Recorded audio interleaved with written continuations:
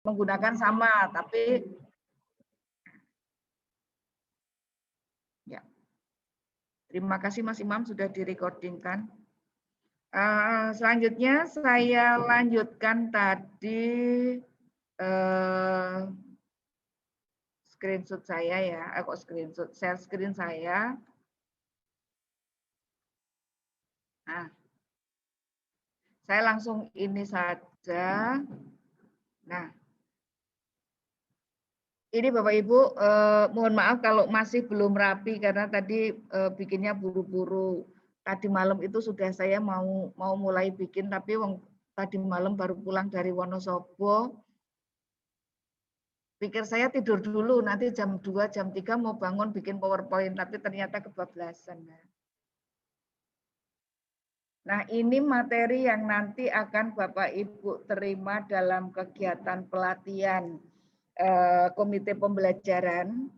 Nah, komite pembelajaran ini itu apa ya? Maksudnya komite pembelajaran itu kan pembelajaran itu benar-benar semuanya bermindset sama. Jadi mulai dari kepala sekolah, wakakur sampai guru-guru itu tidak ada lagi yang ini urusannya siapa, ini urusannya siapa. Nah, sehingga saya kepinginnya sebagaimana yang sudah terjadi selama ini, yang namanya kepala sekolah, ya dia juga harus menguasai ini sehingga dokumen 1, dokumen 2, dokumen 3 itu silakan diverifikasi oleh kepala sekolah, baru nanti saya memvalidasi. Nah, saya berharap tidak lagi terus semuanya diserahkan kepada wakakur. Kurikulum itu kan urusannya wakakur. Nah, itu tidak lagi seperti itu karena semuanya itu kepala sekolah. Wakakur itu namanya aja wakil ya. Wakil itu kan berarti kan kalau kepala sekolah keteteran, nah berarti wakil kepala sekolah ikut membantu. Namun bukan berarti terus semuanya diserahkan kepada wakil kepala sekolah. Kalau memang kepinginnya semua urusan diserahkan kepada wakil kepala sekolah, ya mungkin wakil kepala sekolahnya yang ini aja yang jadi kepala sekolahnya. Ini tak sampaikan kepada kepala Abu Barok itu. Nah, kalau di undangan sekolah itu bunyinya komite pembelajaran, ya, isinya memang itu semua adalah program sekolah penggerak. Nah, program sekolah penggerak ini adalah untuk SMA, sementara untuk SMK ini SMK Pusat Keunggulan. Nah, ini saya jelaskan dulu supaya nanti Bapak Ibu tidak saling bertanya. Ini maksudnya apa ya? Ini beda enggak ya? Ini dengan ini. Nah, itu. Jadi kita semua masuk ke dalam program sekolah penggerak. Hanya khusus untuk SMK itu pelakunya hanya SMK PK. Ya walaupun kita di Kutus sudah ada beberapa sebelum ada kurikulum ini itu kita sudah ke arah sana. Namun untuk saat ini untuk kelas 10 tadi saya ulangi sekali lagi dokumen satunya kita langsung include di SMKPK. Nah, harapannya apa Bapak Ibu, Satuan Pendidikan dan Guru ini memiliki keleluasaan dalam merancang kurikulum operasional sekolah dan modul ajar. Nah, untuk memfasilitasi pembelajaran yang sesuai dengan tingkat kompetensi siswa.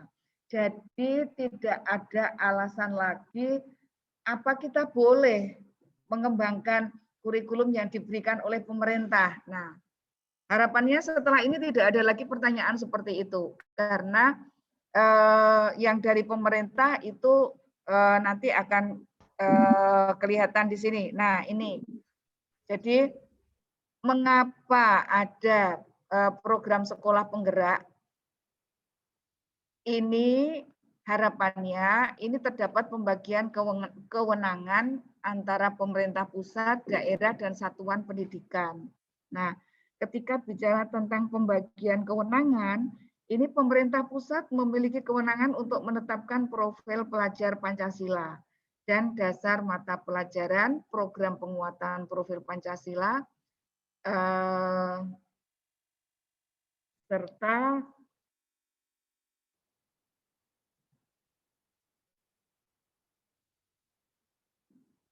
prinsip pembelajaran dan asesmen. Nah, ketika di sini pemerintah pusat itu memiliki kewenangan ini, kalau yang terkait dengan profil Pancasila, nah ini saya bukakan sebentar, profil Pancasila ini ada 6. Nah, ini sebenarnya sudah ada dalam PPK kita selama ini. Hanya ini profil pelajar Pancasila ini memang benar-benar given ya. Jadi ketika kita bicara di sini, nah ini kewenangan pemerintah pusat. Sementara buku teks dan buku panduan guru yang dibuat oleh pemerintah pusat itu hanya sebagai acuan saja.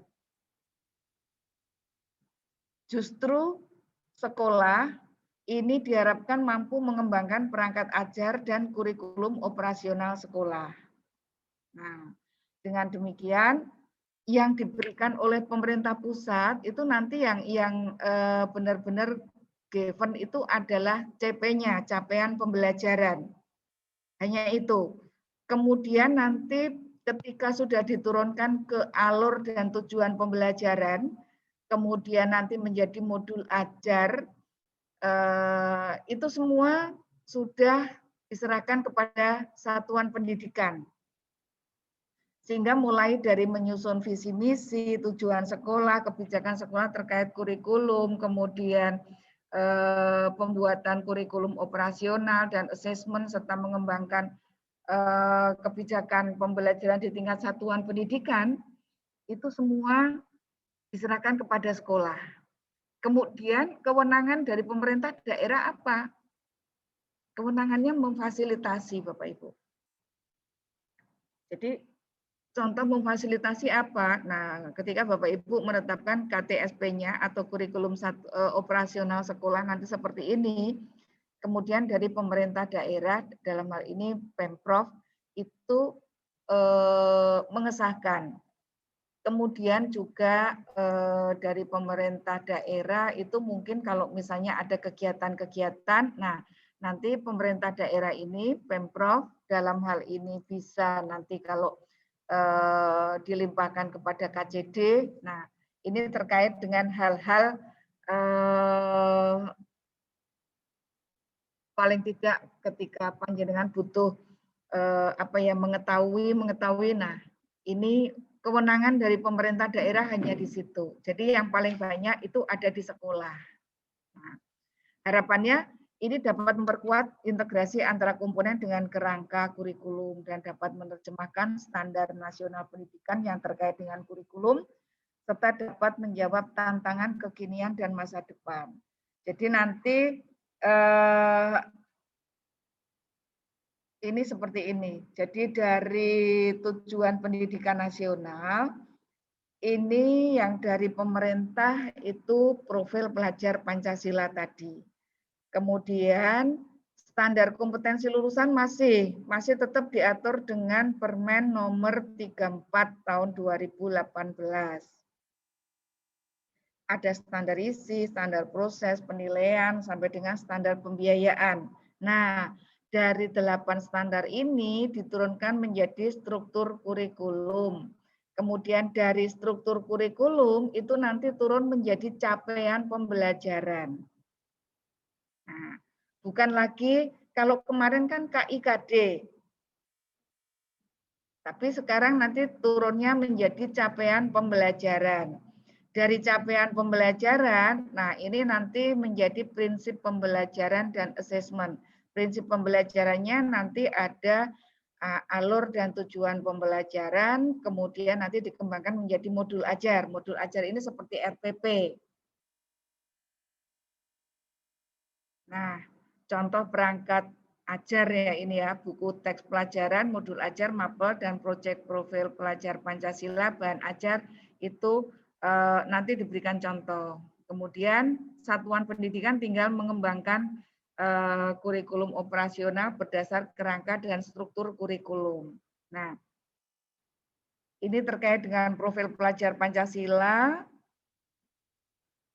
Ini ringkasannya, dimensi dan elemen profil pelajar Pancasila, apa saja. Nah, sehingga Bapak Ibu sekilas ini hampir sama dengan PPK kita.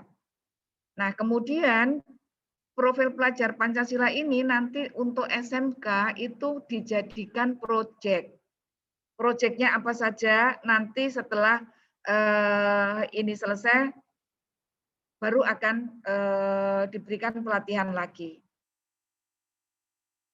Nah, ini saya hanya mengingatkan bahwa kurikulum paradigma baru ini istilahnya pembelajaran paradigma baru ya PPB ini merujuk pada Ki Hajar Dewantara. Nah, ketika disebutkan nanti saya aturkan di grup materi-materi ini, harapannya itu kita benar-benar mampu membedakan antara pembelajaran yang kemarin dengan yang akan datang. Bagaimana kita harus menyampaikannya kepada siswa-siswa kita. Nah, ini nanti silakan dibaca sendiri. Nah, saya mau langsung ke capaian pembelajaran. Nah, ini hal yang benar-benar baru yang nantinya akan kita gunakan untuk mengembangkan materi ajar kita.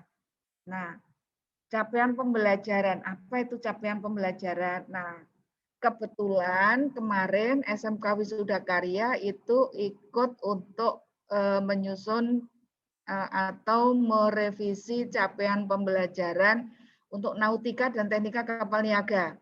Kebetulan di sini sudah ada Pak Sugiharsono. Kemudian juga kemarin Tata Busana itu ada SMKNU Banat yang ikut merevisi capaian pembelajarannya. Kemudian dari SMK Raden Umar Said itu untuk capaian pembelajaran animasi.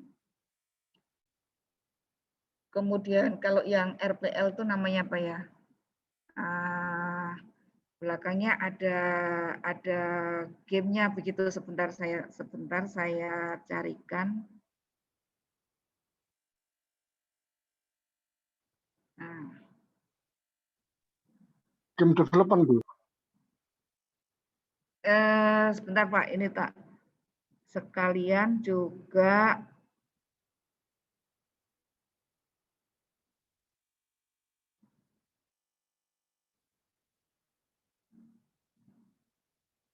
nah, sudah kelihatan di screen? Belum. Masih belum. Oke.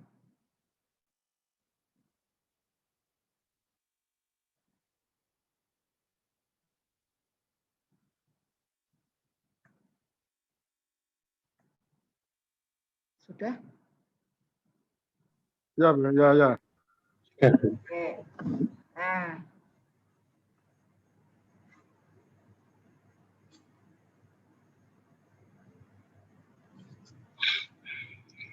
Ini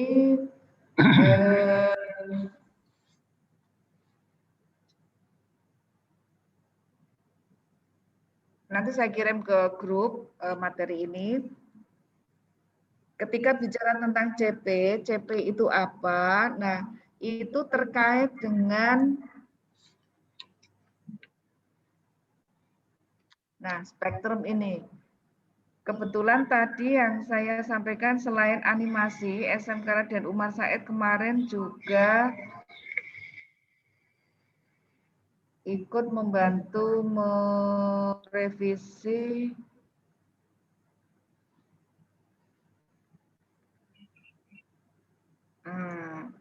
nih pengembangan perangkat lunak dan game.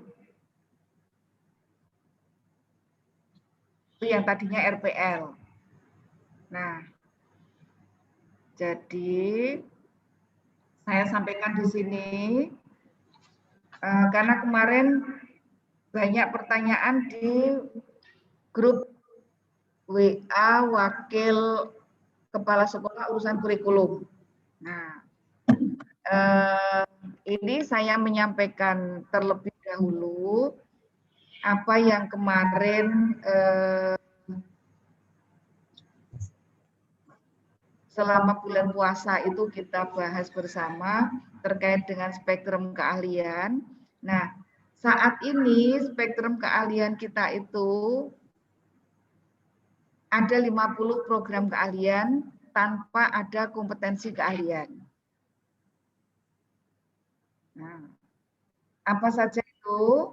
Ini Bapak Ibu, jadi untuk bidang keahliannya sekarang ada 10.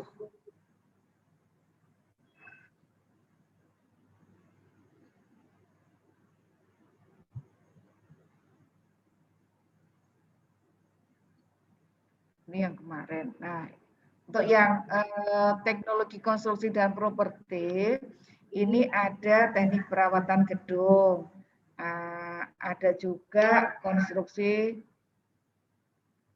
Sebentar ya, ini kok.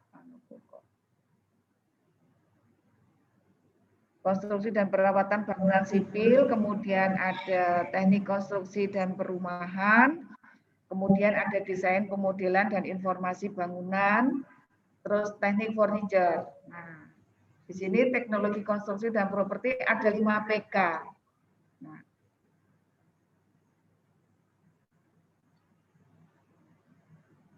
ini saya rasa dari 4 sekolah ini nggak ada yang punya ini ya. Yang kedua, teknologi manufaktur dan rekayasa, ini ada teknik mesin, teknik otomotif, teknik pengelasan dan fabrikasi logam, teknik logistik, teknik elektro, teknik pesawat, teknik pesawat terbang maksudnya, teknik konstruksi kapal, kimia analisis, dan teknik kimia industri dan teknik tekstil. Nah, ini maksudnya begini Bapak Ibu. Jadi ketika teknik mesin, ini kan kemarin kan ada dalam spektrum kita itu kan ada pemesinan. Nah, sekarang menjadi teknik mesin. Kemudian program keahlian teknik otomotif. Nah, ini kan misalnya seperti SMK Wisuda Karya itu ada TKRO. Nah, itu sekarang nanti nggak ada. Itu menjadi konsentrasi. Maksudnya bagaimana? Nah, kita melihat dulu teknik otomotif. Nah, ini nanti apa namanya? Kalau kita apa sih namanya? Apa Pak Farudin? Kalau yang kompetensi keahlian dulu nanti bisa masuk. Ini tuh apa ya?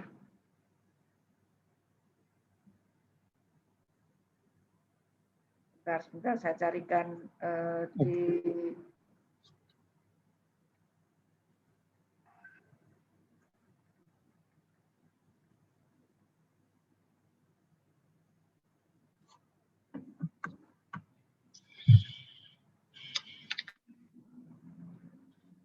untuk spektrum yang ini sudah disahkan apa belum? Konversi kompetensi keahlian. Belum disahkan tadi untuk yang spektrum ini. Ya, kalau ini sebelum apa namanya, kalau belum disahkan kan kita tidak bisa lanjut ke CP. Jadi statusnya sudah jalan. Sudah jalan. Ya, jadi ini yang lebih jelas. Saya coba ini mana tadi ya? Saya coba turunkan ini ya. Saya munculkan ini konversi. Nah, ini Bapak Ibu, jadi ketika kemarin di teknik di kompetensi keahlian lama itu ada teknik pemesinan, pengecoran logam, bla bla bla. Nah, itu semuanya bisa dikonversi ke teknik mesin. Nah, kalau misalnya di wisuda karya kan hanya ada teknik pemesinan ya. Nah, sehingga nanti teknik pemesinan di sini kelas 10 kita menggunakan CP-nya teknik mesin. Nah, namun kita melihat nanti kelas 11 bagaimana? Kelas 11 konsentrasinya adalah teknik pemesinan. Jadi nanti materi di teknik mesin kelas 10 itu merupakan dasar dari teknik pemesinan. Demikian juga dengan teknik otomotif. Kalau kemarin ada TKRO, TBSM, alat berat, body repair, kemudian ototronik, manajemen perawatan otomotif, ada otomotif daya dan konversi energi. Nah, ini nanti di kelas 10 itu kita menggunakan CP dari teknik otomotif, di mana nanti kita pilih konsentrasinya adalah sesuai dengan yang selama ini Bapak Ibu sudah punya. Atau misalnya kalau sekolah baru mau membuka program keahlian baru, berarti melihat konsentrasi yang akan dibuka itu pertama dilihat adalah SDM-nya dulu. Gurunya yang ada itu cenderung ke TKR atau ke TBSM atau ke alat berat atau yang lain, termasuk juga sumber daya alatnya. Jadi untuk memudahkan yang kemarin sudah punya TKRO berarti nanti teknik otomotif konsentrasinya ada TKRO. Kemudian teknik bisnis sepeda motor juga demikian. Jadi nanti bukan kompetensi keahlian tetapi namanya konsentrasi nanti. Nanti kita melihat CP-nya itu seperti apa. Nah, kita lanjutkan dulu teknik pengelasan dan fabrikasi logam. Ini konversi untuk KK yang lama itu ada teknik pengelasan dan teknik fabrikasi logam. Kemudian teknik pengelasan kapal. Nah, kemudian teknik logistik. Nah, ini teknik tata kelola logistik dan teknik pengendalian produksi. Sementara kalau misalnya bicara tentang administrasinya logistik, ini nanti larinya ke otomatisasi perkantoran. Teknik elektronika ini ada teknik pengendalian produksi, ada konversi dari TAV, TEI, mekatronika, elektronika daya. Nah, ini kebetulan SMK Wisuda Karya kan punya TEI, punya mekatronika. Nah, ada dua. Ini nanti menjadi teknik elektronika. Hanya nanti konsentrasinya itu elektronika industri dan mekatronika. Kalau kemudian konsentrasinya hanya mengambil satu berarti boleh, Bu. Lebih dari satu silahkan. Kita melihat gurunya ada enggak, alatnya ada atau enggak. Nah, kalau kemarin sudah ada TEI, ada mekatronik, enggak apa-apa, langsung aja dibuka dua. Kalau misal dijadikan satu, tetap boleh, Bu. Kalau kita arahkan ke EI semua atau mekatronika semua, betul boleh. Silahkan, enggak apa-apa. Nah, kemudian teknik pesawat udara. Ini ada dua ini, airframe dan electrical avionik. Kemudian teknik konstruksi kapal, ini juga yang kemarin itu ada dua kompetensi keahlian. Kimia analisis, nah ini juga kemarin ada dua kompetensi keahlian. Terus teknik kimia industri dan teknik tekstil, kita nggak ada semua. Yang ada lagi ketenaga listrikan tadi 16. Nah, ya. Ini nanti masuknya ke teknik ketenaga listrikan. Wisuda Karya kan punya TITL ya. Nah, TITL, jaringan tenaga listrik.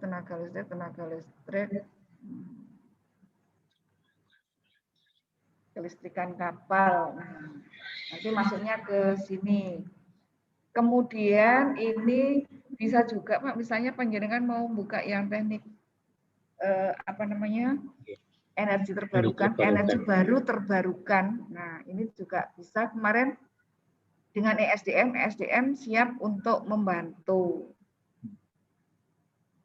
Kemudian untuk teknologi informasi, nah untuk pengembangan perangkat lunak dan game, ini kan kemarin itu ada kompetensi keahlian RPL, kemudian SIJA, kemudian TKJ, teknik transmisi telekomunikasi, jaringan akses telekomunikasi. Kalau ini masuknya ke teknik jaringan komputer, TKJ dan telekomunikasi, nama program keahliannya.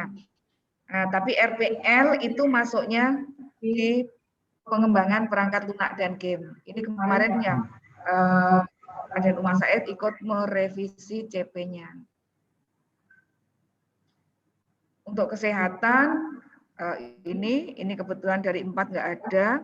Kemudian agribisnis ini juga nggak ada. Kita yang ada saja bisnis manajemen kita juga nggak ada. Nah ini pariwisata. Pariwisata kita juga nggak ada ya.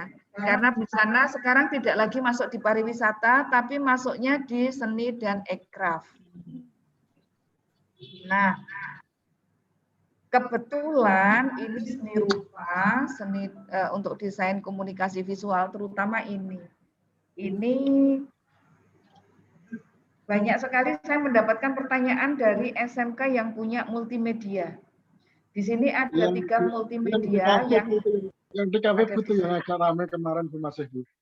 Iya, gimana Pak? Ada produksi grafika sama desain grafika itu masuk di kafe ini yang agak kemarin agak jadi pro dan kontra itu. Iya. Jadi selain itu nanti kan dibahasnya di DKV setelah ini Pak. Nah, ini multimedia juga ada. Ini ada yang punya multimedia nggak ya? Enggak. Kalau multimedia sih sebenarnya nyambung Bu, cuma yang persoalannya yang desain grafika sama produksi grafika itu orang-orang grafika ini agak komplain ini. Iya, ini dari Al-Mubarak nggak ada multimedia ya?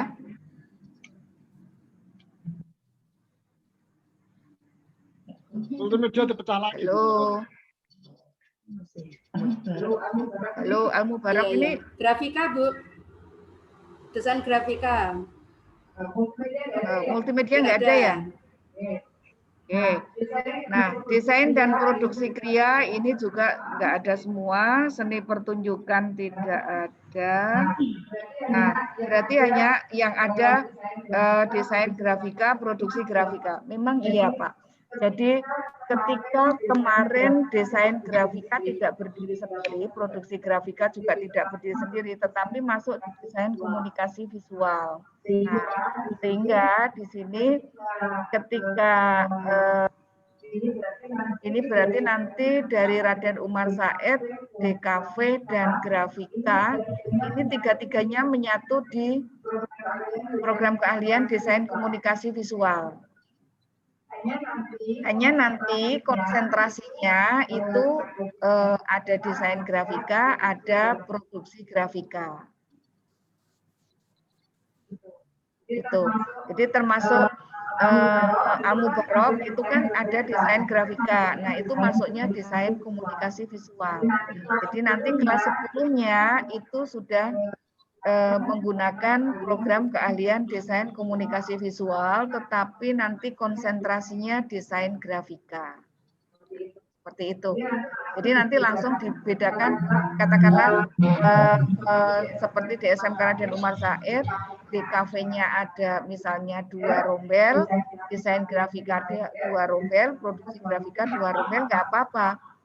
Itu nanti konsentrasi namanya, bukan untuk kelas 10 bukan kompetensi keahlian, tetapi program keahlian desain komunikasi visual, konsentrasi desain komunikasi visual.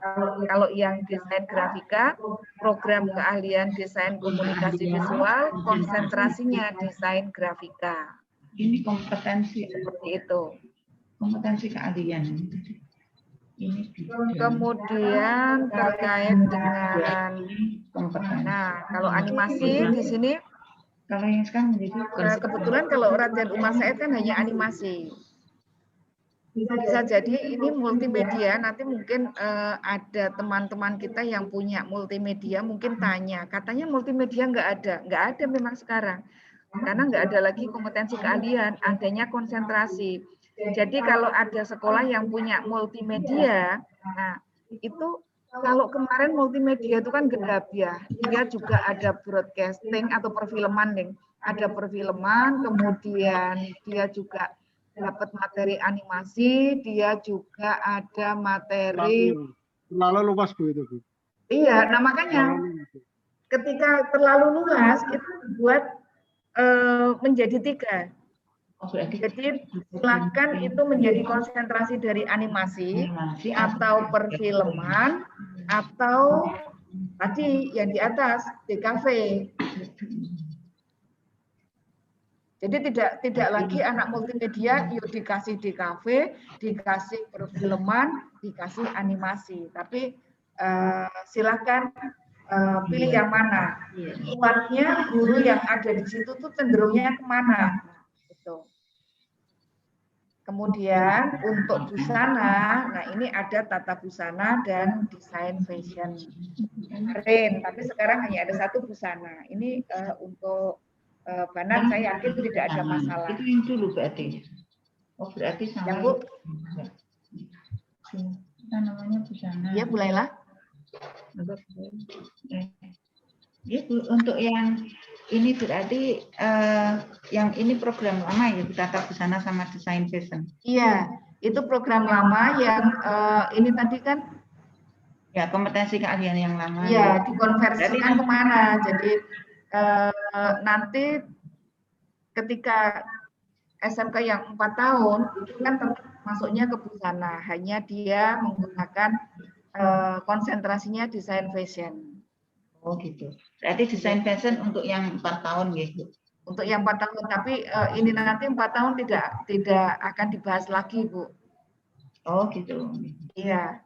Soalnya nanti kami itu rencananya di Banat itu kan jurusan busana, cuman nanti ada konsentrasi yang ke produksi sama ke desain gitu. Nah, itu nanti ada di CP-nya, Bu. Oh ya. Ya, mengikuti CP.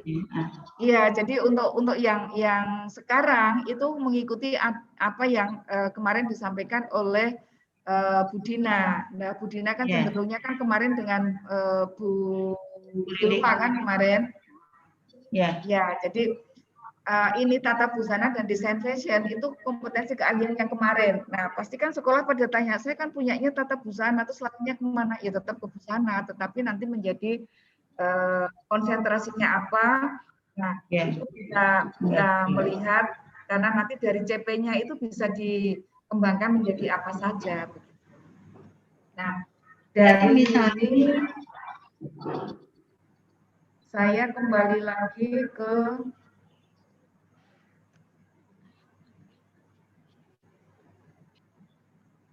mana tadi ya?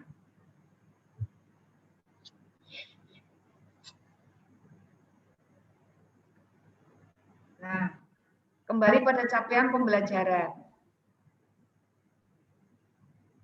Kompetensi pembelajaran yang harus dicapai oleh peserta didik pada setiap tahap perkembangan peserta didik untuk setiap mata pelajaran pada satuan pendidikan dasar dan menengah. Nah, ini jadi ceritanya begini Pak Bu, bahwa yang namanya capaian pembelajaran ini memuat sekumpulan kompetensi dan lingkup materi yang disusun secara komprehensif dalam bentuk narasi. Jadi ini seperti KIKD. Kemudian apa kegunaan capaian pembelajaran? Ini dapat membantu orang tua, guru, dan siswa dalam menjawab pertanyaan ini. Kompetensi apa yang perlu dikuasai anak saya yang berusia 15 tahun. Jadi kita bicara tentang fase, bukan lagi kelas. nanti ada fase 6 fase A, B, C, D, E, F. Nah, fase A itu untuk SD kelas 1 sampai kelas 3. Fase B fase B kelas 4 sampai kelas 6, fase C keliru ya. Fase A itu kelas 1 2 SD, fase B kelas 3 4 SD, fase C kelas 3 5 6, terus SMP kelas SMP itu berarti kelas 7 8 9, ini fase D. Sementara SMA dan SMK kelas 10 itu fase E. Nah, ketika kelas 10 ini fase E, nanti Bapak Ibu akan melihat, oh fase E itu seperti ini. Kemudian SMA, SMK kelas 10, 11 itu fase F. Nah, sehingga apa saja kompetensi minimal yang harus dicapai oleh siswa saya, serta bagaimana mengidentifikasi kesiapan awal siswa dan mengidentifikasi kemajuan dalam perkembangan kompetensi mereka. Ini nanti terkait dengan asesmennya.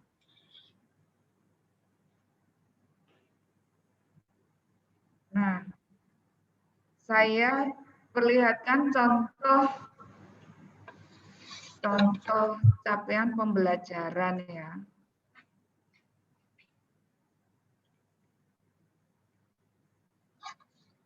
Loh. Tidak boleh makan loh.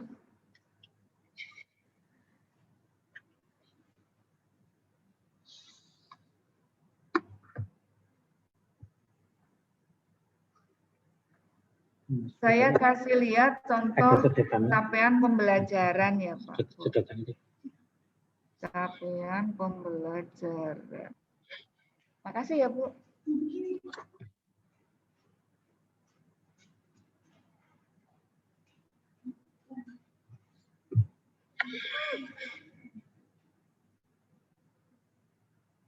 Aduh, kok belum bisa ya.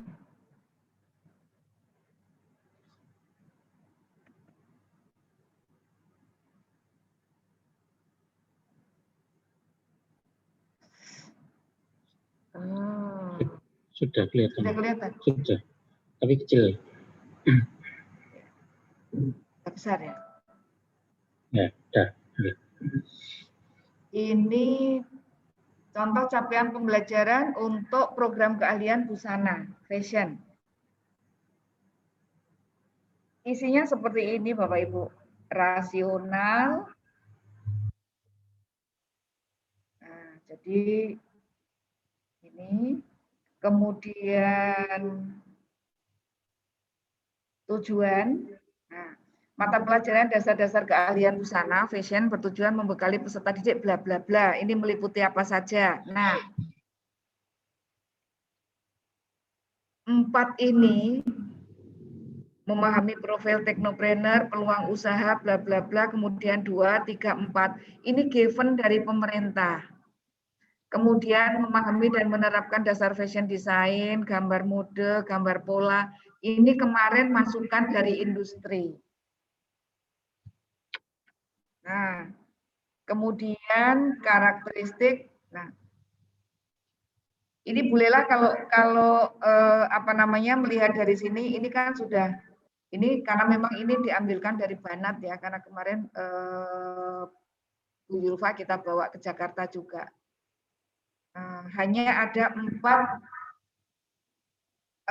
yang given dari pemerintah. Ini maksudnya itu kelas 10 harapannya 75% diberikan soft skill. Hard skill-nya cukup 25%. Nah, tetapi ini kembali lagi kepada sekolah masing-masing. Mau dibuat seperti itu atau katakanlah 50-50.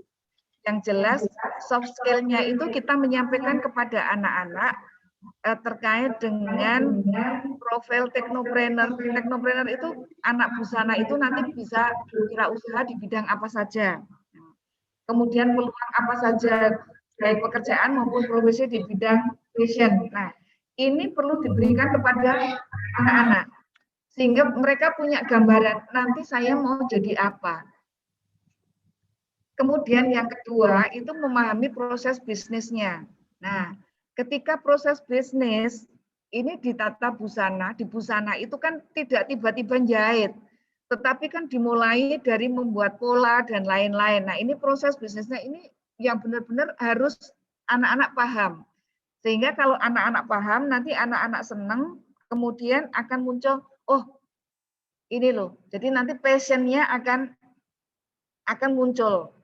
Jadi tidak tiba-tiba anak nggak ngerti jahit itu apa dan lain-lain. Nah ini contohnya jahit. Demikian juga untuk program keahlian yang lain. Kemudian memahami perkembangan teknologi di industri dan dunia kerja serta isu-isu global pada bidang busana. Nah kalau yang namanya katakanlah tata busana, mungkin ini masih ada sekolah yang seperti itu. Taunya ya hanya ada mesin jahit, mesin potong, manual dan lain-lain. Tapi ternyata mereka tidak kenal, oh kalau membuat desain menggunakan komputer itu seperti apa. Nah, itu. Jadi itu perlu dikenalkan juga. Sehingga anak-anak benar-benar mereka kalau sudah kenal aplikasi-aplikasi terutama yang ada banyak di HP, nah itu mereka akan lebih enjoy untuk mengikuti pembelajaran berikutnya. Termasuk memahami teknik dasar proses produksi pada industri busana. Nah, ini harapannya kalau saya kemarin diskusi saya dengan Pak Prim itu seperti juga yang terjadi di Raden Umar Said itu kan enggak harus 75%. Kenapa? Karena di kelas 10 anak sudah harus menguasai semuanya. Kelas 11 anak animasi sudah harus PKL. Nah, ini tinggal sekolah mengaturnya monggo, mau bagaimana. Yang penting nanti alokasi waktunya ini 9-9-nya ini dalam 1 tahun. Bisa jadi kalau Pak Dirjen kemarin bilang, kita kasih soft skill aja. Soft skill itu paling tidak 75%. Nah, tapi kita kan anak SMK. Kalau hanya diisi soft skill saja, ya memang iya sih anak itu harus ngerti dulu. Tetapi kan keterampilannya yang akan dikembangkan itu juga harus diasah. Paling tidak anak yang sama sekali belum pernah pegang mesin jahit itu kan diberikan gambaran juga dan lain-lain. Itu. Sehingga berikutnya itu karakteristik. Nah, ini ada deskripsi umum tentang apa yang dipelajari dalam mata pelajaran. Ya ibaratnya ini KIKD-nya kurikulum baru. Ini kemudian pada awal pembelajaran peserta didik dikenalkan pada lapangan kerja, jabatan kerja serta setelah lulus bla bla bla. Kemudian harapannya bisa menumbuhkan passion, vision, imajinasi dan kreativitas melalui pembelajaran di kelas, pembelajaran di studio, proyek sederhana, berinteraksi dengan alumni dan praktisi industri dan berkunjung pada industri yang relevan dan lain-lain. Nah, ini harapannya porsinya dominan itu 75%, tapi masa iya? Paling enggak 50% lah, sehingga materi-materi yang harus kita berikan sebagai bekal anak, karena paling tidak di semester 4 itu ada yang sudah berangkat PKL. Nah, di sini harus benar-benar kita sudah ke sana. Nah, ini elemen-elemennya. Elemennya tadi yang ada 9, ini meliputi lingkup pembelajarannya meliputi apa saja, sudah ada semua. Ini yang nanti akan menjadi atau kita bawa ke alur dan tujuan pembelajaran, ATP. Kemudian yang terakhir ini capaian pembelajarannya, CP-nya. Berdasarkan elemen, elemennya juga ada 9 tadi, kemudian capaian pembelajarannya pada akhir fase E peserta didik mampu bla bla bla. Nah, ini nanti yang akan kita bawa ke ATP Bapak Ibu. Sehingga ATP-nya kita harus melihat di sini pada akhir fase E, berarti kan ketika anak kelas 10 naik kelas 11 itu anak harus sudah memahami ini semua. Ini contoh dari CP. Oke. Saya lanjutkan ke ini lagi.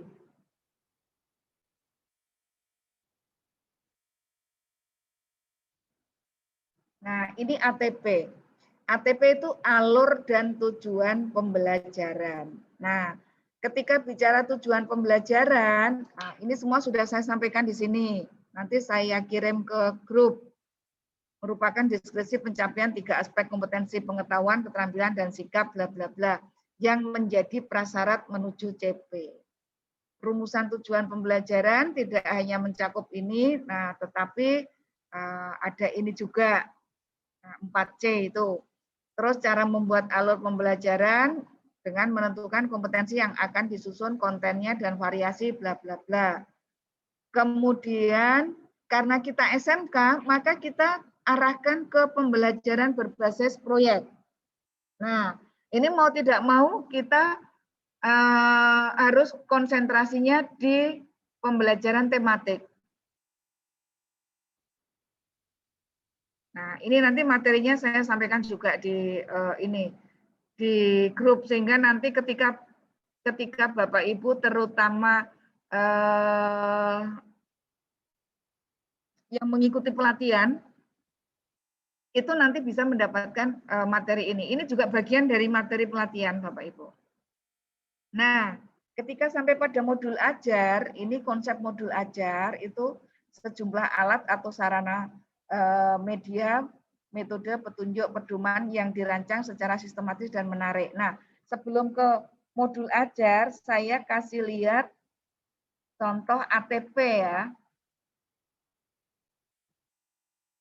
ATP.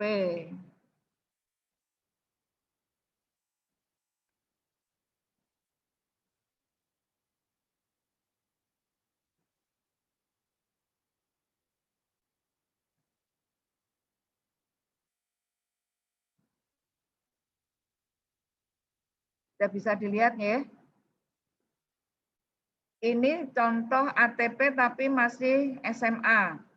Ini saya ambil yang matematika karena pada struktur kurikulum kita itu kan matematika dan bahasa Indonesia di kelas 10 masih umum, tapi ini kembali lagi kepada sekolah. Kalau saya mengajaknya dari kelas 10 sudah pure sesuai dengan materi produktif. Nah, ini alur dan tujuan pembelajaran. Nah, capaian pembelajaran fase E. Nah, ini seperti ini, kemudian capaian berdasar domain. Ketika bicara berdasar domain, itu kan berdasar elemen tadi. Kalau tata busana tadi kan ada 9 elemen. Nah, jadi nanti yang ditaruh di kolom pertama ini adalah elemen-elemen, kemudian yang di kolom kedua ini adalah capaian pembelajarannya. Nah, kemudian ini penurunan capaian domain menjadi tujuan pembelajaran per domain. Nah, sehingga ini materi, ini dari satu domain atau satu elemen itu, kita turunkan menjadi tujuan pembelajaran domain dari satu domain atau satu elemen itu menjadi berapa. Sebagai contoh, ini bilangan berpangkat. Ini menjadi 4 tujuan. Jadi tujuan pembelajaran domain bilangan ini kalau kurikulum kemarin adalah apa Bapak Ibu kira-kira?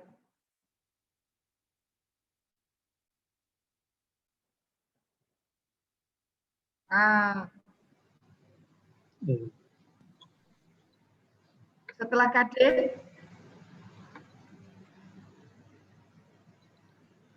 indikator. Indikator, ya. Indikator dan tujuan kan saling berkaitan erat. Nah, ini sehingga setelah tujuan, nah ini masih tetap semuanya dijabarkan ke tujuan masing-masing. Ada berapa? Nah.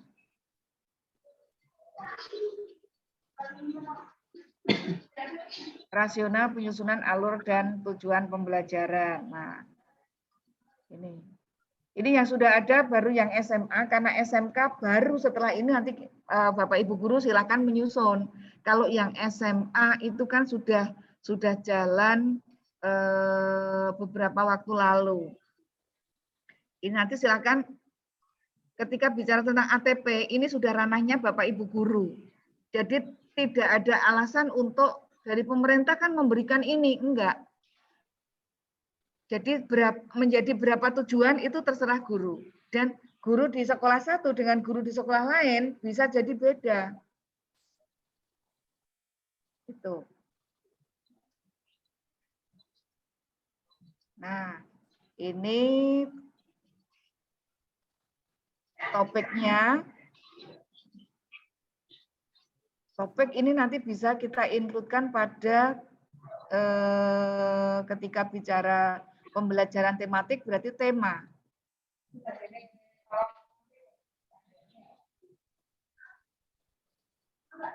Nah, ini jadi semua elemen atau kalau di sini domain itu dibahas di sini semua. Jadi ini seperti silabus. Alur dan tujuan pembelajaran itu kalau kurikulum kemarin itu seperti silabus.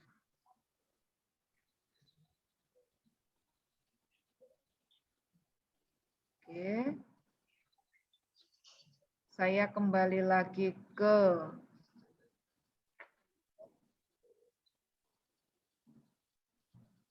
ini. Nah, ketika bicara modul ajar, oke, saya kasih contoh modul ajar.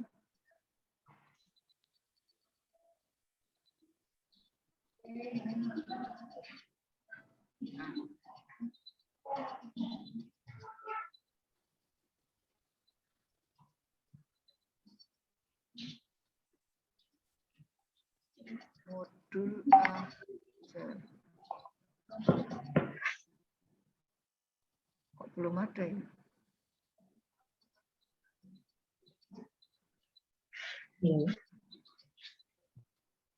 Iya.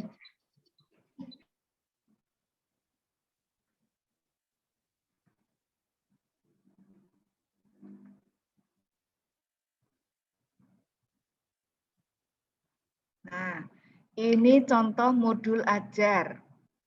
Dasar-dasar spa dan kecantikan kelas 10. Nah, ini RPP.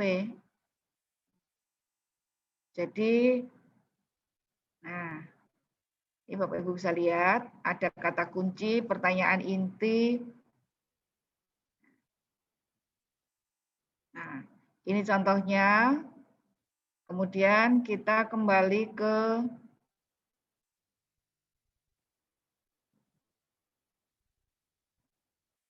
ini. Nah, modul ajar merupakan implementasi dari alur tujuan pembelajaran yang dikembangkan dari capaian pembelajaran dengan profil pelajar Pancasila sebagai sasaran. Modul ajar disusun sesuai dengan fase dan tahap perkembangan peserta didik, mempertimbangkan apa yang akan dipelajari dengan tujuan pembelajaran dan berbasis perkembangan jangka panjang. Guru perlu memahami konsep mengenai modul ajar agar proses pembelajaran lebih menarik dan bermakna. Nah, ini komponen modul ajar. Nah, ada 3 komponen. Jadi komponen yang pertama itu informasi umum. Nah, komponen yang kedua itu komponen inti dan yang ketiga lampiran. Nah, yang perlu ditekankan di sini, guru dalam satuan pendidikan diberi kebebasan untuk mengembangkan modul ajar sesuai dengan konteks lingkungan dan kebutuhan belajar peserta didik. Modul ajar dilengkapi dengan komponen yang menjadi dasar dan dalam proses penyusunan. Kemudian di sini dibutuhkan panduan untuk kelengkapan persiapan pembelajaran. Nah, untuk komponen yang pertama, informasi umum, ini ada identitas sekolah, kompetensi awal, kemudian profil pelajar Pancasilanya itu apa saja. Dari 6 profil pelajar Pancasila, 6 hal itu tidak harus semuanya muncul. Jadi sama persis dengan karakter. Kemudian sarana dan prasarana yang dibutuhkan apa? Target peserta didik itu harus bisa apa? Kemudian model pembelajaran yang akan digunakan itu apa? Kalau kita SMK pasti modelnya, kalau nggak di Ceng Factory ya proses project based learning itu. Kemudian pada kompetensi intinya itu meliputi tujuan pembelajaran, kemudian pemahaman bermakna, pertanyaan pemantik, persiapan pembelajaran, kemudian kegiatan pembelajaran, asesmen, pengayaan dan remedi, kemudian refleksi peserta didik dan guru. Kemudian pada komponen ketiga, ini lampiran. Apa saja lampirannya? Nah, ini ada lembar kerja peserta didik. Nah, jadi tolong jangan lagi pakai LKS yang dijual oleh pihak luar. Tapi harapannya LK siswa, LKS itu benar-benar dikembangkan oleh guru itu sendiri. Yang kedua, bahan bacaan. Nah, ini juga bahan bacaan dari berbagai macam bahan bacaan. Ada juga buku guru, buku siswa. Nah, ini tidak selalu kita harus berpatokan pada itu. Karena tadi saya sudah sampaikan bahwa pemerintah itu kewenangannya hanya menyiapkan acuan, tapi pengembangannya dikembalikan lagi kepada sekolah masing-masing. Kemudian ada glosarium, kemudian daftar pustaka. Nah, itu. Nah, ketika bicara tentang pembelajaran berbasis proyek, nah ini kegiatan yang menggabungkan manajemen produksi dan pembelajaran. Jadi teaching factory itu benar-benar, jadi produksinya itu bisa kita jual dan itu juga yang harus kita berikan kepada siswa. Nah, ini asesmen masih belum sempat memasukkan kurikulum operasional juga belum sempat, hanya ketika asesmen ini, sebentar.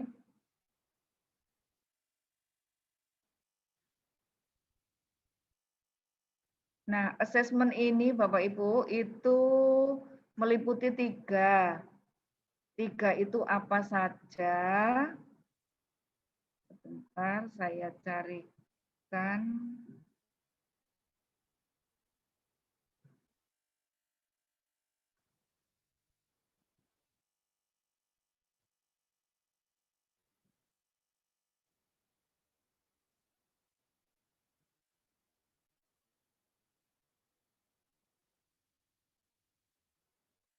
Assessment.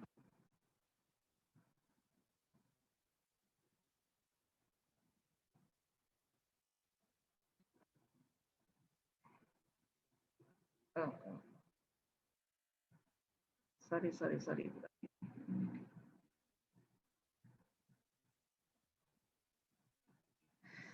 Aduh.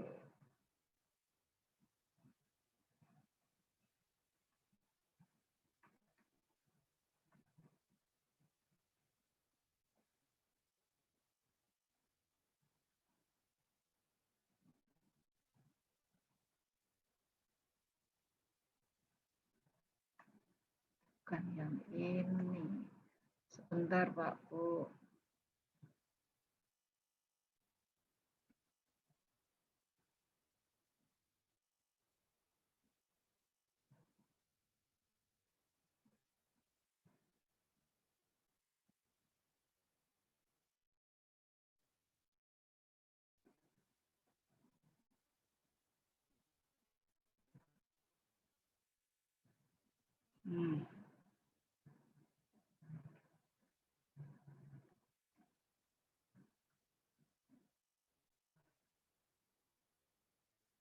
Assessment.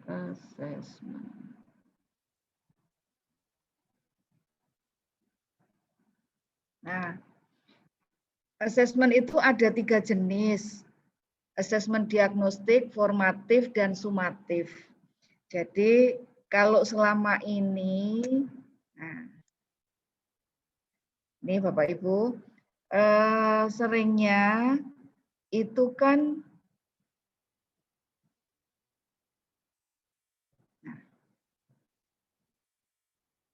assessment of learning-nya itu lebih berat. Sementara for learning sama as learning, nah ini lebih ringan. Nah, mari kita coba untuk dibalik.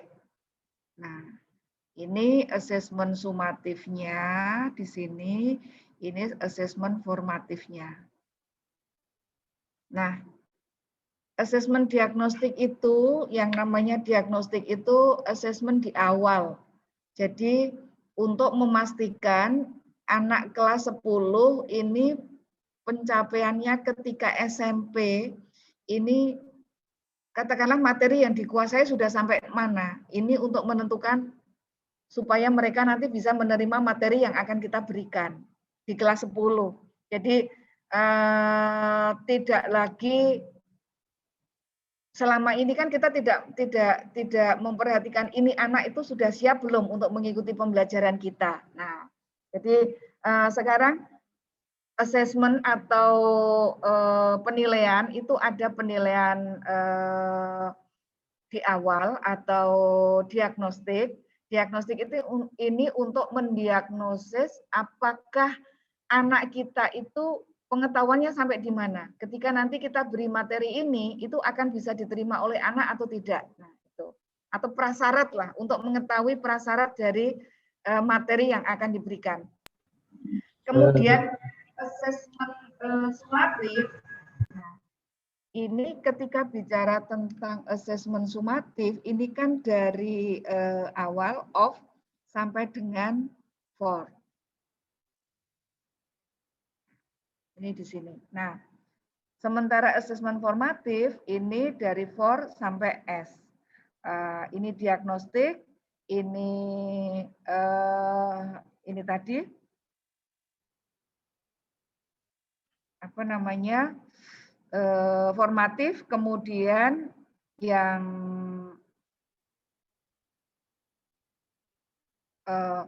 sebelum dan tengah-tengah ini sumatif, kemudian formatifnya selama. Nah, selama ini yang kita kenal itu kan yang paling banyak di ini berat bebannya justru paling banyak itu di asesmen sumatif atau formatif Bapak Ibu selama ini. Kalau harian itu bobotnya dibuat besar atau kecil?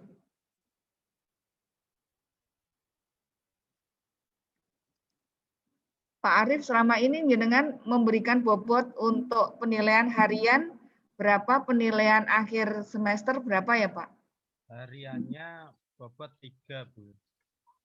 Kemudian yang tengah semester sama semester 2. Nah, sekarang ketika tengah semester, apakah masih diperlukan tengah semester?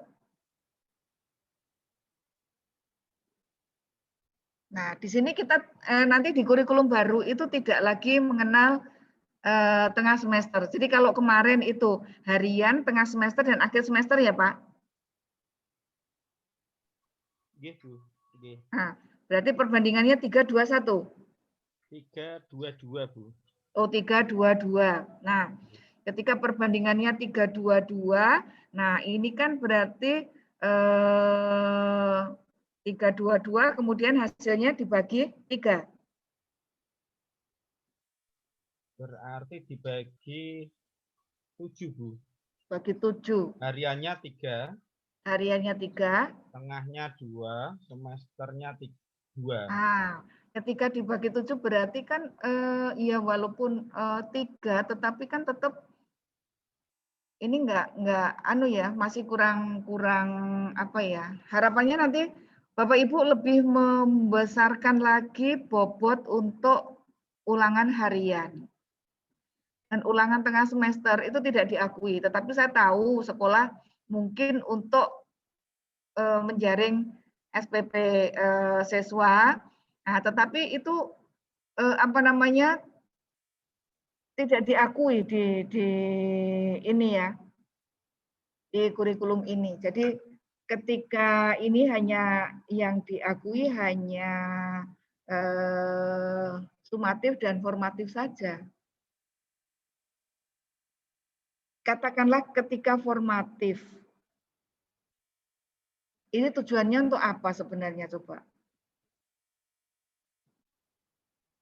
Nah, ini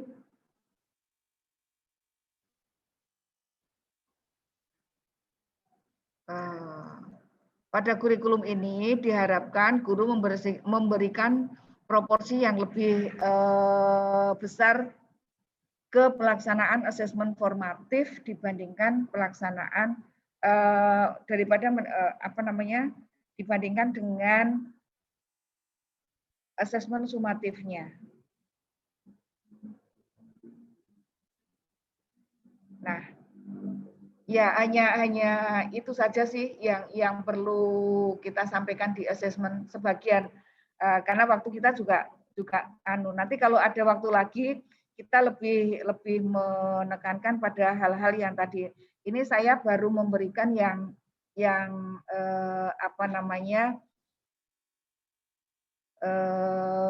ininya apa ya istilahnya ya,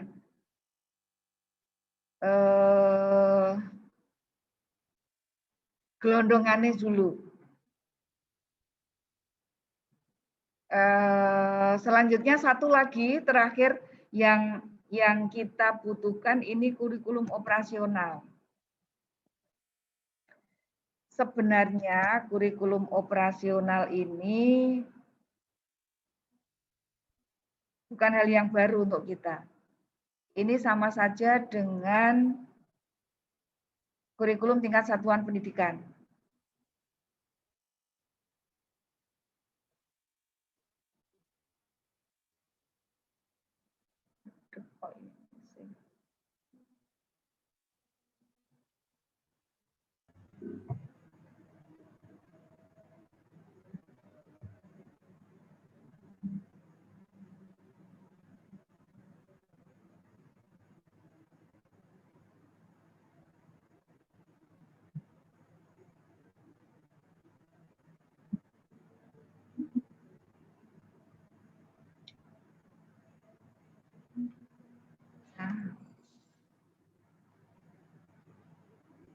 Ini saya coba untuk sedikit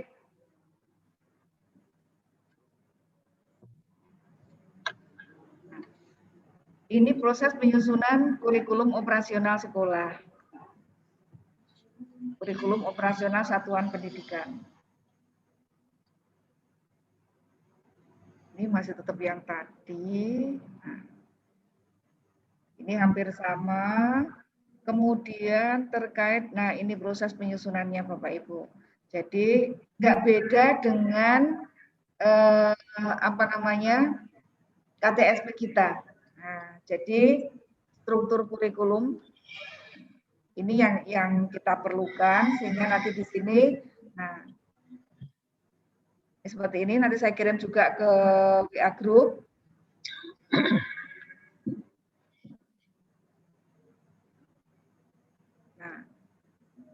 Analisis satuan pendidikan untuk menentukan visi misi sama.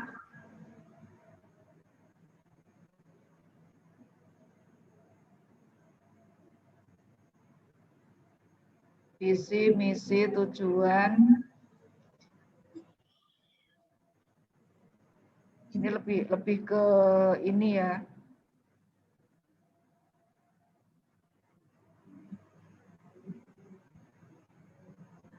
Organisasian satuan pembelajaran itu seperti apa. Jadi harapannya tolong setelah saya sekilas membaca KTSP dokumen 1 dari sekolah, ini banyak yang perlu direvisi. Ketika kemarin saya menyampaikan dengan Puskurbuk, itu memang sebaiknya itu ya memang sesuai dengan yang kemarin saya sampaikan bahwa tidak perlu kita itu menuliskan lagi kalimat yang ada di panduan. Termasuk juga ketika mencari katakanlah bagaimana menyusun RPP, bagaimana menyusun silabus, itu kan banyak teman-teman yang mengambil dari internet kemudian langsung di copy paste. Bagaimana pelaksanaan sekolah sehat, bagaimana gerakan literasi sekolah, gerakan sekolah sehat, kemudian penanaman karakter. Ini banyak sekali yang sebenarnya tidak terjadi di sekolah tersebut, tetapi yang dimasukkan itu adalah para K3 itu browsing, kemudian tinggal copy paste. Nah, Saya maunya terutama 4 sekolah ini itu tidak lagi seperti itu. Jadi harapannya kurikulum operasional sekolah itu enggak lebih dari 50 halaman. Karena CP, ATP itu kan nanti kan terlampir, tidak muncul. Nah, sementara yang paling banyak itu ada lebih dari 100 dan lain-lain. Nah, saya berharap itu enggak lebih dari 50 halaman. Nah, sehingga saya minta tolong untuk benar-benar katakanlah dalam waktu ini hari Sabtu, nah, kalau bisa itu hari Senin atau Selasa lah maksimal. Selasa tolong dikirim ke saya contoh 1 kurikulum operasional sekolah yang sudah tidak lagi menggunakan kalimat-kalimat yang copy paste dari mungkin dari tulisan-tulisan yang ada di internet atau di mana, atau mungkin di panduan. Nah, harapannya kemarin saya sudah membuatkan PowerPoint KTSP terkait dengan yang sesuai dengan panduan dari provinsi, itu menggunakan PowerPoint yang latar belakangnya hitam.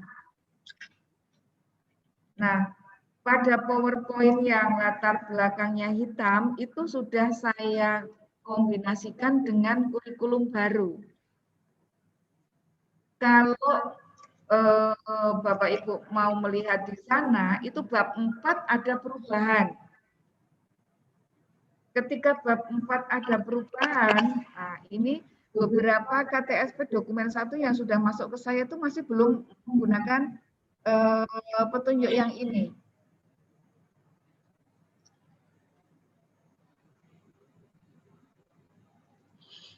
Yang ini, sebentar. Nah, yang saya kirim ke grup Wakakur terakhir, nah, ini pada bab 4 itu ada perubahan. Dan ini yang tidak diperhatikan oleh teman-teman.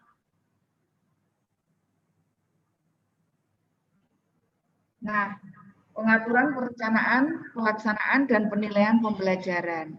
Kalau yang kemarin perencanaan itu langsung penyelarasan kurikulum. Nah, sementara di sini perencanaan itu dibedakan menjadi perencanaan kurikulum dan perencanaan pembelajaran. Nah, ketika perencanaan kurikulum, nah, itu dimulai dari penyelarasan kurikulum. Ini semuanya perencanaan. Kemudian perencanaan pembelajaran itu mulai dari analisis pembelajaran sistem blok. Tapi ini kan tidak semuanya menggunakan sistem blok. Karena kembali lagi pada karakter kompetensi keahlian. Kemudian pengembangan silabus, penyusunan RPP, perencanaan, remedi, dan pengayaan. Nah, kalau ini contoh silabusnya, ini contoh RPP-nya. Nah, harapannya Bapak Ibu, tolong jangan lupa bahwa tahun 2021-2022 ini kita 1 semester paling tidak itu walaupun tatap muka itu masih menggunakan PJJ. Jadi nggak mungkin langsung masuk semua. Jadi Bapak Ibu tetap harus mengakomodir pembelajaran tatap muka untuk mata pelajaran produktif dan pembelajaran jarak jauh untuk mata pelajaran non produktif. Nah, itu pesan saya, sehingga di sini nanti pengaturannya seperti apa. Nih, di pelaksanaan pembelajaran. Nah, ini pengaturannya seperti apa. Kalau yang panduan lama itu pelaksanaan pembelajarannya kan langsung itu yang penilaiannya. Pembelajaran di kelas dan pembelajaran teori dan pembelajaran di kelas dan pembelajaran praktek kelihatannya. Nah, ini perlu dilihat bahwa ternyata beda. Kemudian penilaian pembelajaran, nah, ini juga.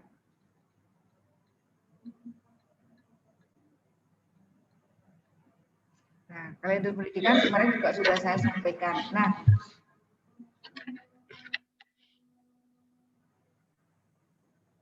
Bapak Ibu, kiranya itu yang bisa saya sampaikan, bahwa untuk KTSP dokumen 1 untuk panjenengan berempat, nah ini ayo langsung kita implementasikan di KTSP ini, daripada nanti kerja 2 kali. Nah, perbedaannya hanya ada pada struktur kurikulum. Nah, nanti kita lanjutkan dengan diskusi di grup. Silakan bisa tanya.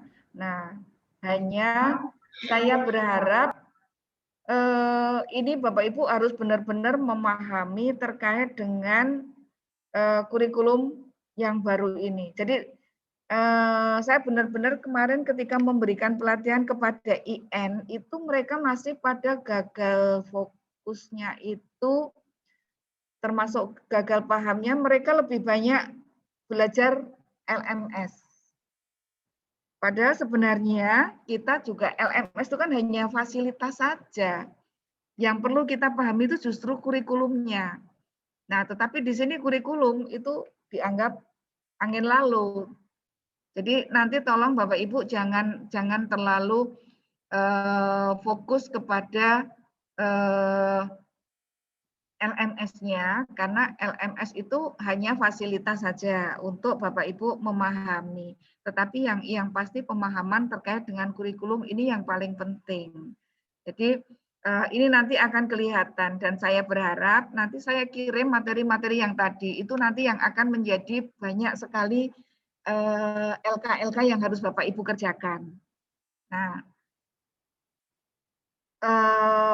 kemarin sih memang dari awal kami narasumber itu sudah menekankan bahwa ini Bapak Ibu harus benar-benar paham, karena mulai dari kemarin wawancara ketika pemilihan SMKPK itu sebenarnya sudah ada pemilahan dari kepala sekolah mana yang bisa diarahkan ke sana dan yang tidak. Hanya ya idealnya seperti itu, tapi kalau kenyataannya masih banyak yang seperti itu, harapannya kita berempat ini benar-benar pegang idealisme ini. Karena selama ini yang tidak dimaui dari GTK itu kalau misalnya terutama ini daring ya. Makanya saya tadi benar-benar minta Bu Ubaidah hadir itu karena nanti bisa jadi apa yang terjadi tahun 2018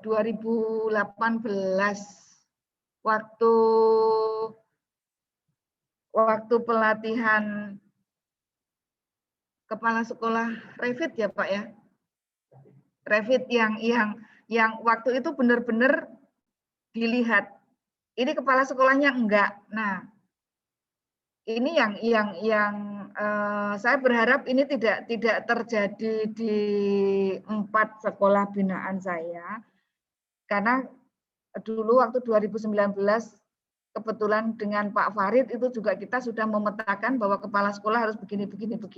Jadi kepala sekolah ini nahkodanya sekolah, jadi mohon untuk tidak menyerahkan sepenuhnya kepada wakil kepala sekolah urusan kurikulum. Jadi kalau misalnya mau komunikasi dengan saya, nah itu bukan berarti terus silakan Wakakur komunikasi sendiri. Saya sudah memberikan kesempatan ada grup khusus untuk Wakakur. Tetapi juga apa yang seharusnya dipegang oleh kepala sekolah ini tidak terus sepenuhnya diserahkan kepada Wakakur. Karena saya kepingin kepala sekolah yang ada di sini itu benar-benar memahami kurikulum itu seperti apa, sehingga ini sekolah mau dibawa kemana. Nah, ini harapannya tahu. Makanya judul dari pelatihan kita adalah Komite Pembelajaran. Yang namanya Komite Pembelajaran itu Bapak Ibu kepala sekolah harus hadir sepenuhnya di situ. Mungkin ada pertanyaan Bapak Ibu?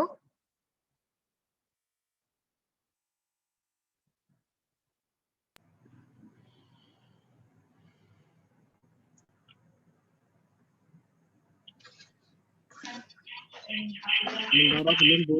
Nanti di-share saja Bu materinya, Bu. Oke. Iya, nanti saya share karena kebetulan memang belum sempat ya Pak, dan nanti Senin itu sudah ini turun lagi untuk melatih yang kepala sekolah kebetulan.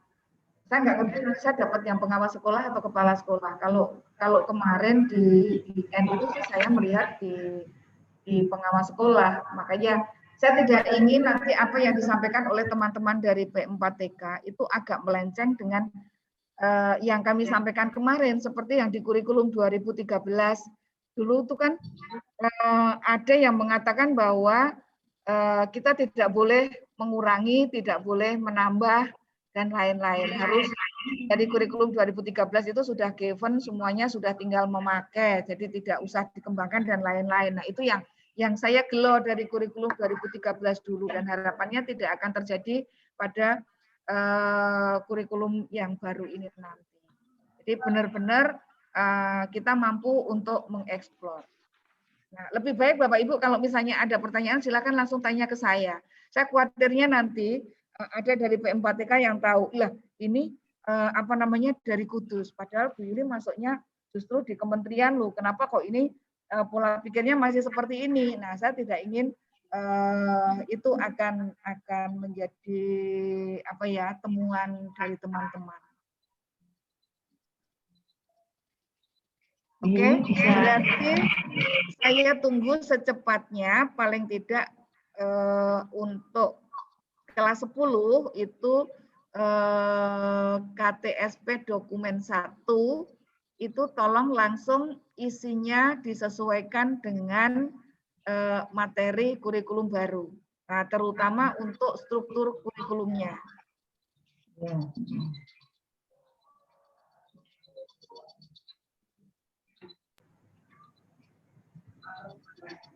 Ya, silakan Pak Walidin.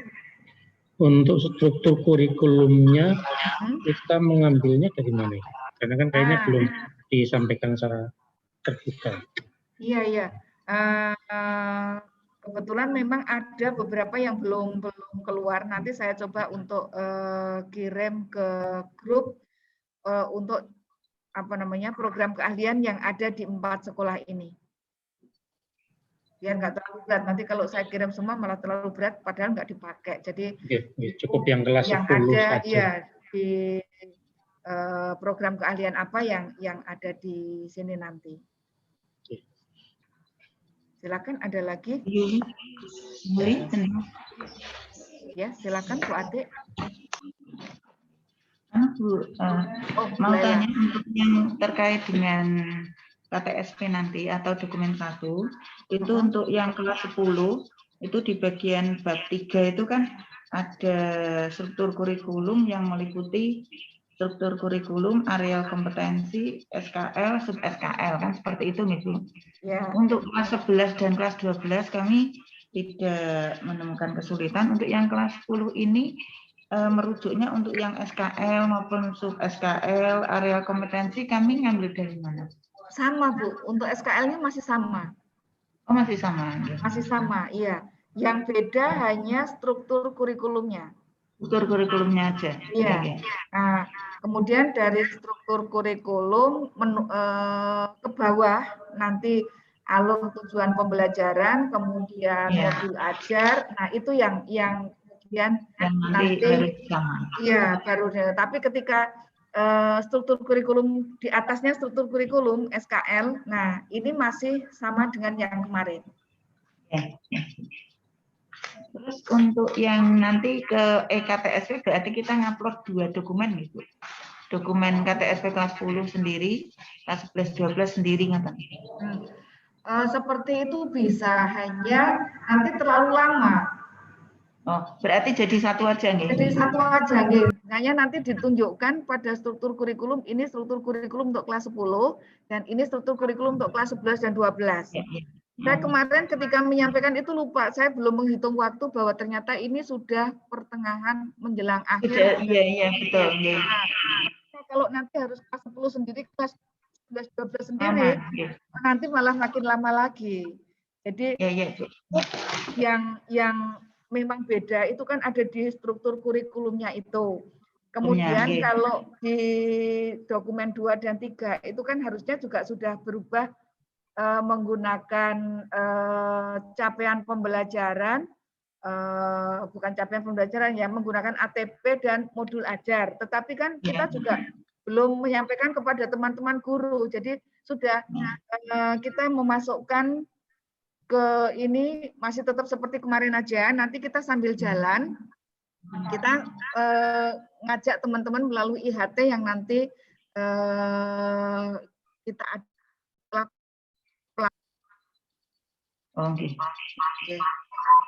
ya. Jadi ini sedikit yang saya mau matur tuh itu. Jadi untuk 4 sekolah ini silakan. Kalau kemarin saya berharap dokumen satunya itu kelas 10 sendiri, kelas 11, 12 sendiri, tetapi ketika saya melihat waktunya terlalu ngepres, ya sudah berarti yang struktur kurikulum cukup, itu berarti bab 3 ya.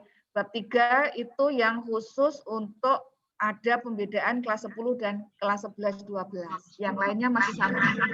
Iya. Berarti nanti yang di covernya nama kompetensi keahliannya kita bedakan ya Bu. Untuk kelas 10 berarti busana misalnya, untuk 11 berarti tata busana ngoten. Iya. Gitu aja nih cukup kita. Ya, menyesuaikan dengan spektrumnya. Ya. Terus untuk dasar apa itu Bu? Capaian kurikulumnya atau struktur kurikulumnya kita ngambilnya dasar hukumnya itu mungkin dari ketentuan mana itu kami nanti mohon diberikan. Untuk sementara samakan dengan yang kemarin aja Bu. Oh ngaten. Oke. Karena ini kan ada beberapa yang memang belum turun ya.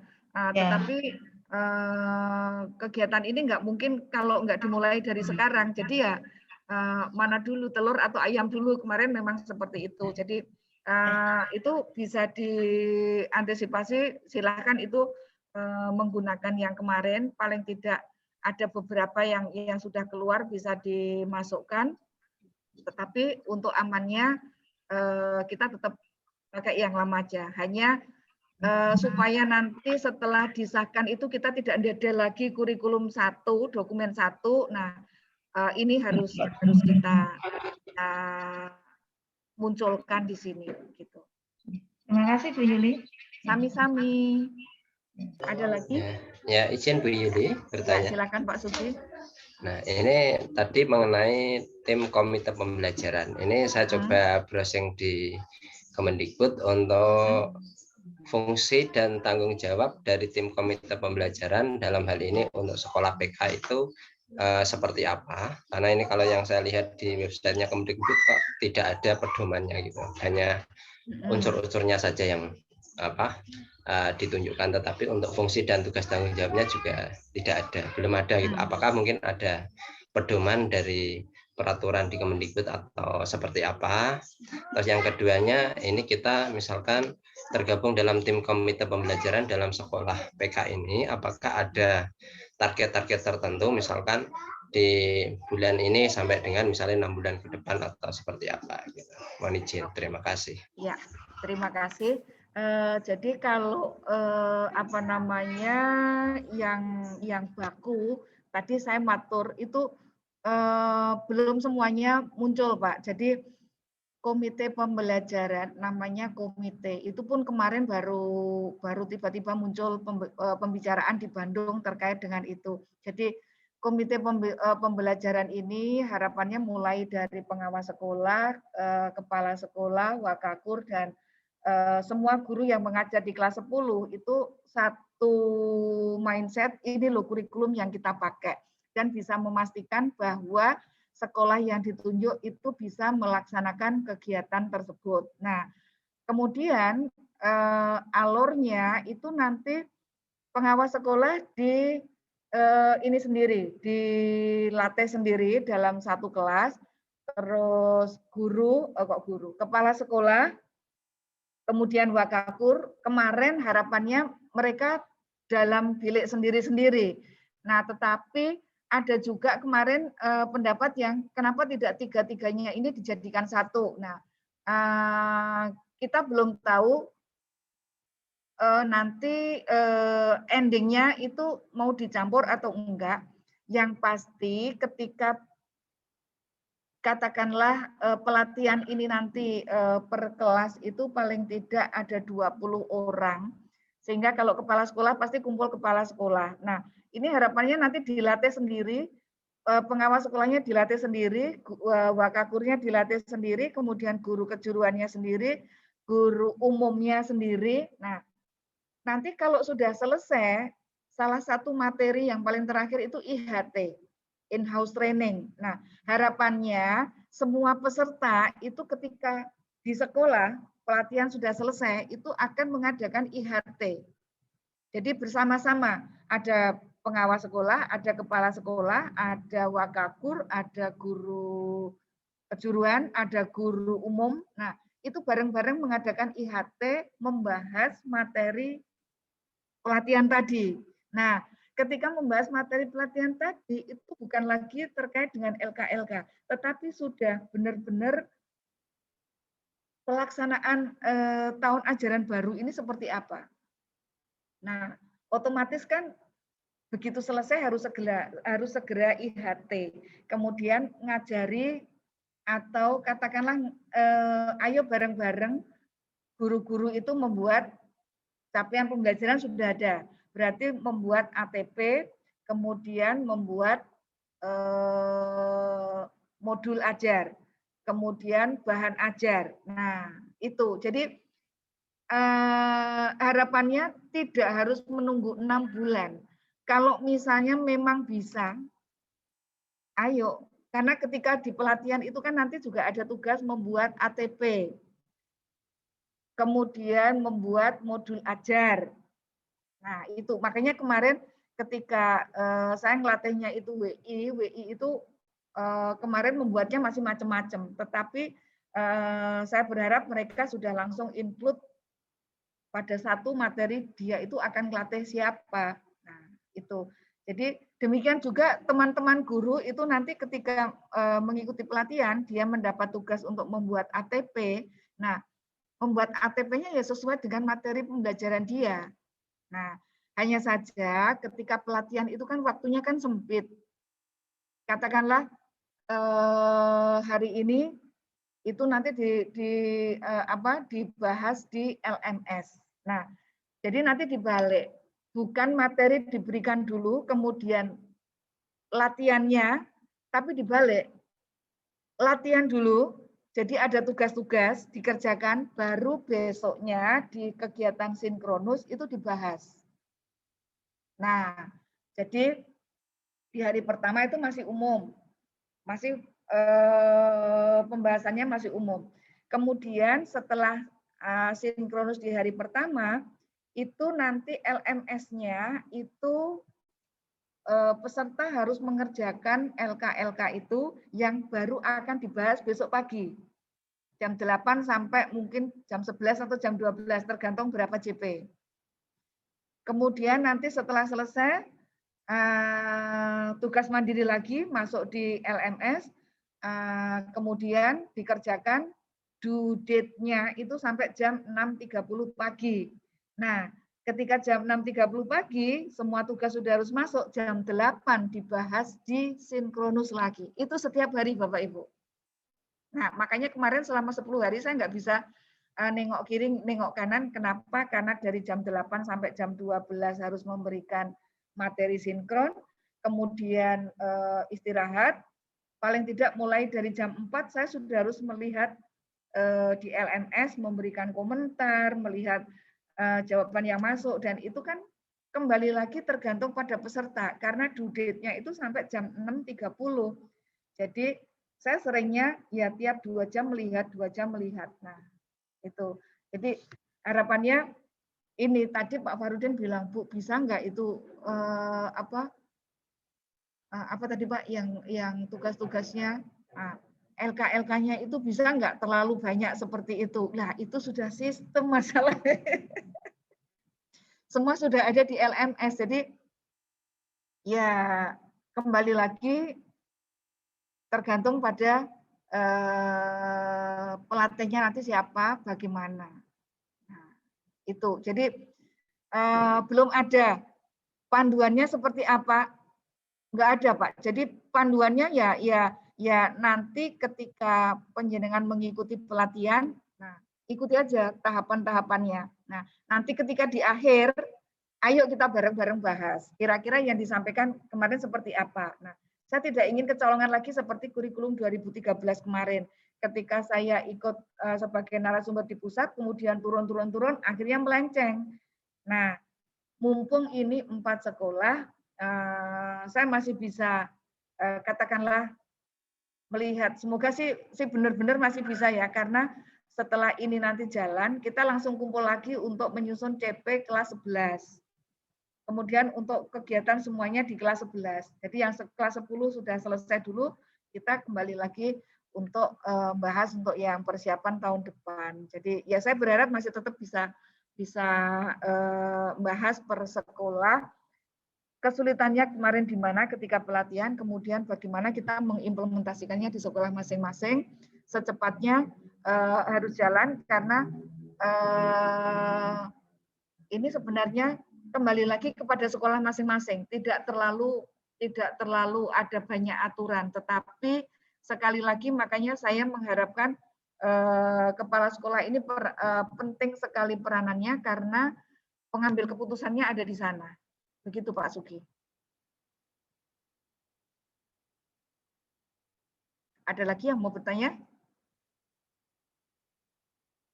Ya Bu, terima kasih informasinya. Oke. Kalau tidak ada, berarti kita nanti komunikasi di grup. Nanti saya akan mengirim ke grup juga materi-materi yang tadi, termasuk yang perlu segera Bapak Ibu masukkan ke dokumen 1.